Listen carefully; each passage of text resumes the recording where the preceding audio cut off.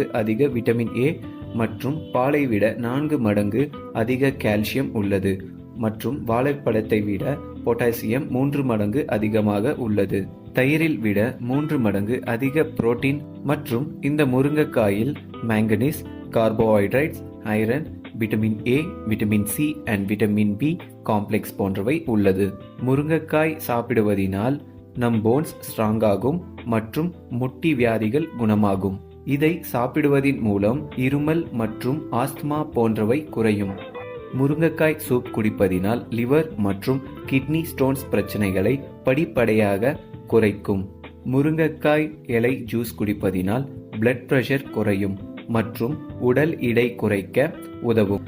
Viral fever வந்தாலும் அல்லது வராமல் இதை பாதுகாக்க இதில் உள்ள புரோட்டீன்ஸ் உடல் வலிமையை கூறி நமக்கு பாதுகாப்பு அளிக்கும். இந்த சூப்பை குடிப்பதினால்